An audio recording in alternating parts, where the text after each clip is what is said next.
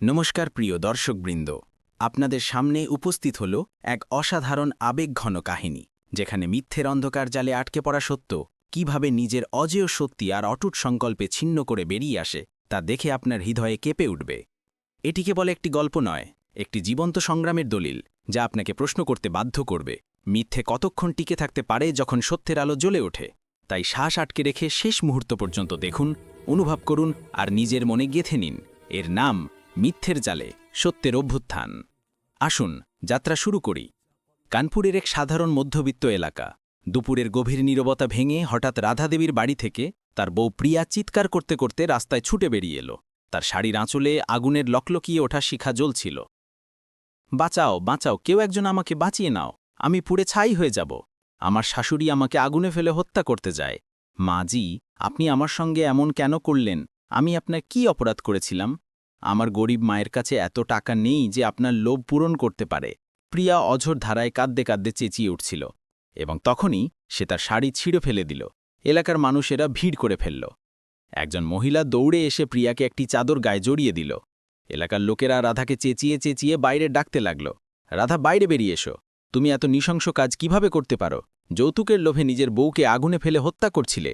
তখন প্রিয়া কঠোর এবং রুদ্ধ কণ্ঠে ক্রোধে তার শাশুড়িকে বলল, মাজি, আমি আপনার অসংখ্য অত্যাচার সহ্য করে এসেছি। এখন আমি আপনার বিরুদ্ধে মামলা দায়ের করব, এবং আসুক আপনার ছেলে বিজয়কে, তাকেও আপনার এই কাণ্ডের কথা জানিয়ে দেব। রাধা বেবী স্তম্ভিতভাবে দাঁড়িয়েছিলেন। তারা বুঝতে পারছিলেন না যে কি বলবেন। তারা হাত জোর করে বললেন, আমি কিছুই করিনি, আমাকে তো এই বিষয়ে কিছুই জানানো হয়নি। আমি তো ভিতরে আমার ঘরে ছিলাম। এই আগুন কিভাবে লাগলো? আমাকে সত্যিই কিছু জানা নেই। প্রিয়া ঘরে গেল, কাপড় বদলে এবং বাইরে এসে বলল, আপনাকে আপনার কর্মের শাস্তি আমি দিয়ে ছাড়ব মাজি। এ তো বলে প্রিয়া সেখান থেকে সোজা থানায় চলে গেল। রাধাজি হতবাক হয়ে সব দেখতে থাকলেন। এলাকার লোকেরা তাকে দোষী মনে করে খারাপ খারাপ বলে চলে গেলেন। কিছু এলাকার মহিলা সেখানে রয়ে গেলেন, যাতে রাধাজি পালাতে না পারেন। রাধাজির হৃদয় ধরাস করে উঠছিল। তিনি সেই মহিলাদের থেকে বলছিলেন, দেখুন বোনেরা, আমি কিছুই করিনি। আমি তো এই এলাকায় ২-৩ বছর ধরে রয়েছি। আপনারা তো আমাকে দেখছেনই। আমি আমার বউ থেকে কখনো উঁচু গলায় কথাও বলিনি। তাদের মধ্যে একজন মহিলা বলল, আমরা তো আপনাকে খুব ভালো মনে করতাম। এ হলো আপনার আসল চেহারা। ২ ঘণ্টা পর পুলিশ এলো এবং রাধাজিকে গ্রেপ্তার করে নিয়ে গেল। তিনি অবিরাম বলতে থাকলেন, আমি কিছুই করিনি। প্রিয়া মিথ্যে বলছে, কিন্তু লেডিস পুলিশ অফিসার তাকে ২-৩ চড় মারলেন এবং বললেন, যৌতুকের লোভী বুলি নিজের বউকে যৌতুকের জন্য আগুনে ফেলে মারতে চেয়েছিল। দেখ, তোকে কত কঠিন শাস্তি দিয়ে ছাড়ি আমরা। পুলিশেরা নিয়ে গিয়ে রাধাজিকে লকআপে বন্ধ করে দিল। সন্ধ্যায় বিজয় বাড়ি ফিরল। প্রিয়া কাঁদতে কাঁদতে বিজয়কে সব কথা বলল। বিজয়ের বিশ্বাসই হচ্ছিল না যে তার মা এমন করতে পারেন। সে প্রিয়াকে বোঝাতে বোঝাতে বলল, দেখো প্রিয়া, মা কখনো এমন করতে পারে না। মা শৈশব থেকে আমাকে একা পালন করেছে। আমি মাকে খুব ভালোভাবে জানি। মা টাকার লোভী কখনো হতে পারে না। নিশ্চয়ই কিছু অন্য কথা আছে। আমি মা থেকে মিলতে যাচ্ছি। প্রিয়া বিজয়কে বোঝাতে থাকল, কিন্তু বিজয় তার এক কথাও শুনল না। সে সোজা মা থেকে মিলতে পৌঁছল। রাধাজি লকআপের ভিতরে দেওয়ালে ঠ্যাস দিয়ে বসে চোখ বন্ধ করে অশ্রু ফেলছিলেন। তাদের সঙ্গে আরও কয়েকজন কয়েদি বন্ধ ছিল, যারা তাকে গালি দিচ্ছিল। দেখছে এসে মরার সময় এসে গেছে, কিন্তু লোভী বুড়ির লোভ যায়নি। রাধার হৃদয়ে এই সব কথা তীরের মতো বিঁধছিল। তখনই তাকে কেউ ডাক দিল, মা। এ বিজয় ছিল। রাধা দৌড়ে এলেন এবং কাঁদতে কাঁদতে বলতে লাগলেন, বাবা, আমি কিছুই করিনি। আমাকে জানা নেই প্রিয়া এমন কেন করছে। আমি তো ঘরে ছিলাম যখন এসব হলো। বিজয় অশ্রু ফেলতে ফেলতে মায়ের হাত ধরে নিল এবং আবেগপূর্ণ হয়ে বলল, আমি জানি মা, আপনি কিছুই করেননি। আমি আপনাকে এখান থেকে বাইরে বের করে ছাড়ব।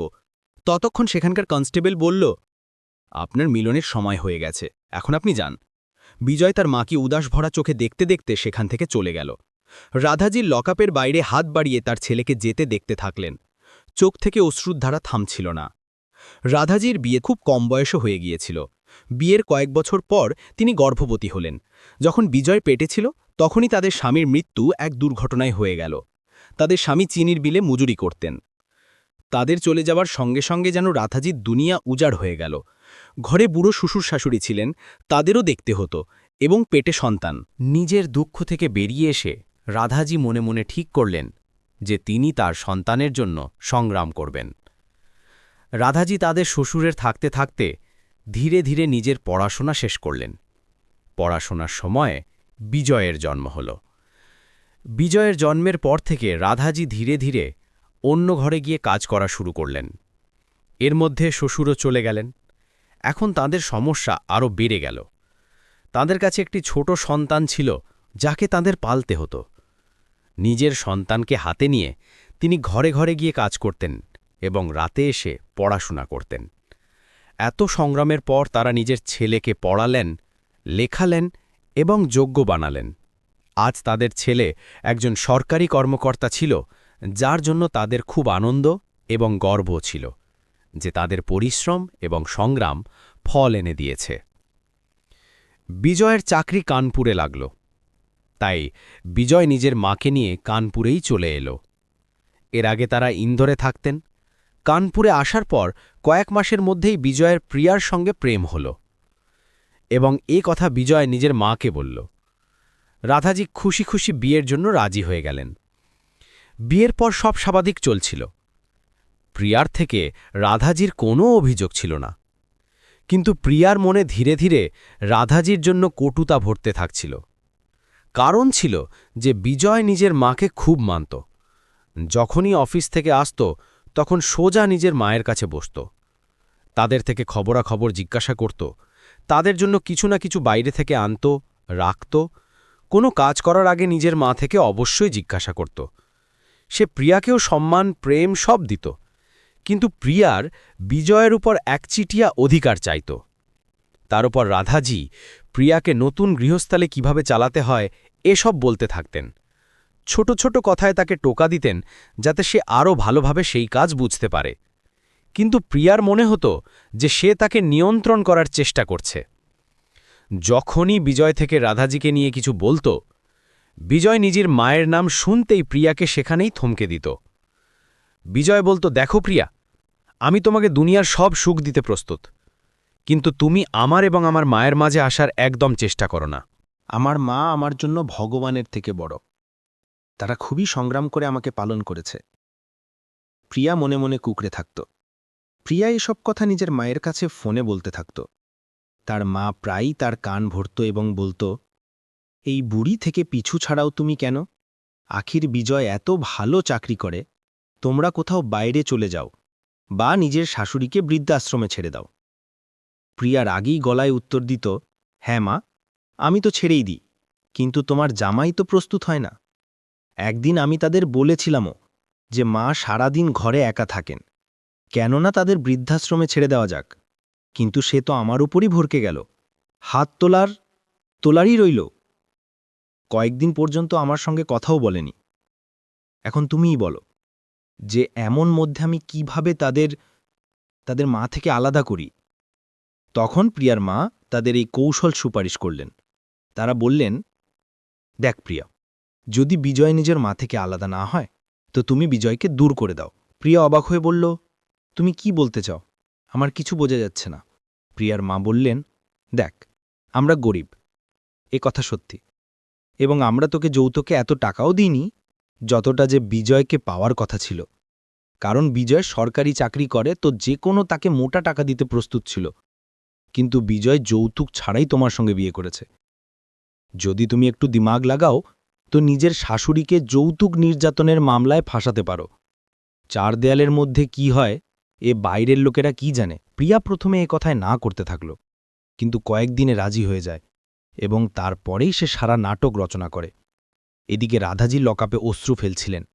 তখনই প্রিয়া নিজের মায়ের সঙ্গে সেখানে আসে এবং বলল, মাজি, আমি আপনাকে কতবার বলেছি যে আপনি ঘর ফিরে যান, ইন্দোর চলে যান বা কোনো বৃদ্ধাশ্রমেও চলে যান, কিন্তু আমাদের নিজেদের জীবনযাপন করতে দিন।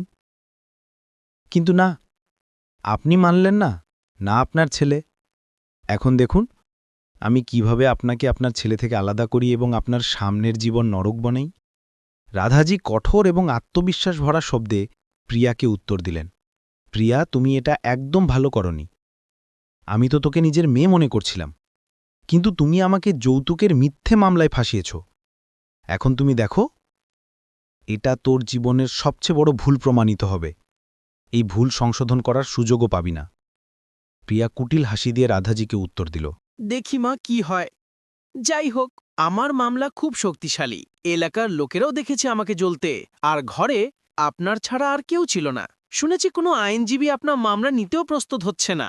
আপনাকে যাবজ্জীবন হওয়া থেকে কেউ থামাতে পারবে না, এবং তারপর দেখবেন আপনার জেল যাওয়ার সঙ্গে সঙ্গে আমি কিভাবে বিজয়ের সঙ্গে এক সুখী জীবন শুরু করব। রাধাজি একই ভাষায় তাকে উত্তর দিলেন, প্রিয়া, সে তো সময় বলবে। সত্য অস্থির হতে পারে, কিন্তু কখনো পরাজিত হতে পারে না। এ কথা তোমাকেও বুঝতে আসবে। প্রিয়া সেখানে থেকে হাসতে হাসতে চলে গেল, কিন্তু রাধাজি মনে মনে সংকল্প নিলেন যে প্রিয়ার সত্য দুনিয়ার সামনে এনে ছাড়বেন। এদিকে বিজয় আইনজীবীর খোঁজে লেগে গেল। সে কয়েকজন আইনজীবীর সঙ্গে মিলল, কিন্তু কোনো আইনজীবী এই মামলা লড়তে রাজি হল না। সবার একই উত্তর ছিল, আপনার মামলা খুব দুর্বল। এমন মামলায় শ্বশুরপক্ষের জয়ী হওয়া প্রায় অসম্ভব। বিজয় অস্থির হয়ে গেল। পরের দিন বিজয় নিজের মায়ের কাছে এলো এবং আবেগপূর্ণ হয়ে কাঁদতে কাঁদতে বলল, মা, আমি অনেক আইনজীবীর সঙ্গে কথা বলেছি, কিন্তু কেউই আমাদের মামলা নিতে প্রস্তুতি হচ্ছে না। আমার বোঝা যাচ্ছে না যে আমি কি করি। রাধাজি বিজয়ের হাত ধরে আত্মবিশ্বাসের সঙ্গে বললেন, তুমি চিন্তা করো না বাবা, কাল আমাদের মামলার শুনানি আছে। আমার ভগবান এবং আইনের উপর পূর্ণ বিশ্বাস আছে। তুমি দেখো, আমি নির্দোষ, এবং এ কথা আমি প্রমাণ করে ছাড়ব। যদিও আমাদের আইনজীবী পাচ্ছি না, কিন্তু আইন অপরাধীকেও অধিকার দেয় যে সে নিজের পক্ষ রাখতে পারে, যদি তাকে আইনজীবী না পাওয়া যায় তো। এত বলে রাধাজি আত্মবিশ্বাসের সঙ্গে হাসলেন। বিজয়ও নিজের মায়ের আত্মবিশ্বাসে হাসল এবং বলল, হ্যাঁ মা, আমি তো ভুলেই গিয়েছিলাম যে আপনি সহজেই একা করতে পারেন। বিজয় ফিরে গেল। বিজয় প্রিয়াকে ঘর থেকে তাড়িয়ে দিয়েছিল, কারণ তাকে পূর্ণ বিশ্বাস ছিল যে তার মা ভুল নয়, এবং প্রিয়া তাদের উপর ভুল অভিযোগ লাগিয়েছে। প্রিয়া সেই শহরেই নিজের মায়ের বাড়ি চলে আসে। আদালতের প্রথম শুনানি শুরু হল। প্রিয়া নিজের মামলার জন্য একজন ভালো আইনজীবী নিয়োগ করেছিল, কিন্তু রাধাজির মামলার জন্য এখনও কোনো আইনজীবী পাওয়া যায়নি। বিচারক রাধাজি থেকে জিজ্ঞাসা করলেন, কি আপনার মামলার জন্য কোনো আইনজীবী নেই?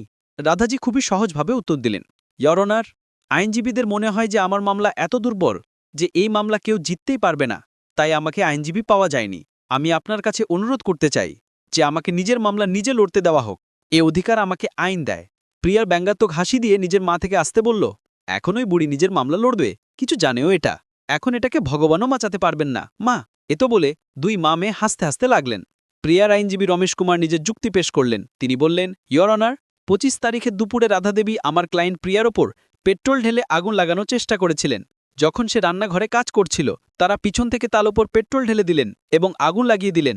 সে তো ভাগ্য ভালো যে আগুন প্রিয়ার পুরো শরীরে লাগেনি এবং শুধু শাড়িতে লেগেছিল। সে দৌড়ে বাইরে গেল এবং এলাকার লোকেরা তাকে বাঁচিয়ে নিল, নইলে সেই দিন আমার ক্লায়েন্ট হয়তো বাঁচতও না।